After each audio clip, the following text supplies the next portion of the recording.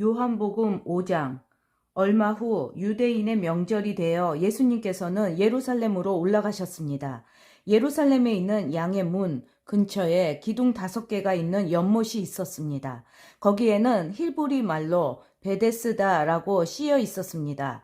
이곳에는 병약한 사람, 앞 못 보는 사람, 걷지 못하는 사람, 다리를 저는 사람 등 많은 병자들이 누워 있었습니다. 거기에 38년 동안 병을 앓아온 한 남자가 있었습니다. 예수님께서는 그 남자가 누워 있는 것을 보시고 그가 아주 오랫동안 병을 앓아온 사람이라는 것을 아셨습니다. 그래서 그에게 물으셨습니다. 낫기를 원하시오? 병든 사람이 대답했습니다. 선생님, 물이 움직이기 시작할 때 제가 연못 안으로 들어갈 수 있게 도와주는 사람이 없습니다. 제가 물속으로 들어가려고 하면 다른 사람이 저보다 앞서서 물속으로 들어가곤 합니다. 그때 예수님께서 말씀하셨습니다. 일어나서 당신의 침상을 들고 걸어가시오. 그 즉시 그 남자는 병이 나았습니다. 그는 그의 침상을 들고 걸어가기 시작했습니다. 그런데 그날은 안식일이었습니다. 그래서 유대인들은 병이 나은 그 남자에게 이렇게 말했습니다. 오늘은 안식일이요. 안식일에 당신이 침상을 들고 가는 것은 율법을 어기는 일이요. 그러자 그 남자가 대답했습니다. 나를 고쳐주신 분이 나에게 침상을 들고 걸어가거라 하고 말씀하셨습니다. 당신에게 침상을 들고 걸어가라고 말한 사람이 도대체 누구요? 라고 유대인들이 다시 물었습니다. 그러나 병 고침을 받은 사람은 어떤 사람이 자기를 고쳐주었는지 알 도리가 없었습니다. 왜냐하면 그곳에는 많은 사람이 있었고 예수님께서는 이미 군중 속으로 사라진 뒤였기 때문입니다. 얼마 후 예수님께서는 성전뜰에서 그 남자를 만나 그에게 말씀하셨습니다. 보시오, 당신은 이제 다시 건강해졌으니 더 악한 일이 당신에게 닥치지 않게 다시는 죄를 짓지 마시오. 그 남자는 그 자리를 떠나 유대인들에게 가서 자신을 고쳐주신 분이 예수님이라고 말했습니다. 예수님께서 안식일에 이러한 일을 하셨기 때문에 유대인들은 예수님을 핍박하기 시작했습니다. 그러나 예수님께서는 그들에게 이렇게 말씀하셨습니다. 내 아버지께서 지금까지 항상 일하시니 나도 일한다. 이 말 때문에 유대인들은 더더욱 예수님을 죽이려고 안달하였습니다. 그것은 그분이 안식일을 범할 뿐만 아니라 하나님을 자기의 친아버지라고 불러 자기를 하나님과 동등하게 여기고 있기 때문이었습니다. 그러나 예수님께서 말씀하셨습니다. 내가 너희에게 진리를 말한다. 아들은 어느 것 하나도 혼자서 할 수 없다. 아들은 다만 아버지께서 하시는 일을 보고서야 그것을 할 수 있을 따름이다. 그것은 아버지께서 무엇을 행하시든지 아들도 행하기 때문이다. 아버지께서는 아들을 사랑하셔서 그분이 하시는 모든 일들을 아들에게 보여주신다. 너희에게는 놀랄 만한 일이겠지만 아버지께서는 이보다 더 큰 일들을 아들에게 보여주실 것이다. 아버지께서 죽은 사람을 부활시키시며 그들에게 생명을 주시는 것처럼 아들도 자기가 원하는 자들에게 생명을 줄 것이다. 이뿐 아니라 아버지는 아무도 심판하지 않으시고 심판하는 모든 권한을 아들에게 맡기셨다. 하나님께서 이렇게 하시는 것은 모든 사람들이 아버지를 존경하듯이 아들도 존경하게 하기 위해서이다. 아들을 존경하지 않는 사람은 아들을 보내신 아버지도 존경하지 않는 것이다. 내가 너희에게 진리를 말한다.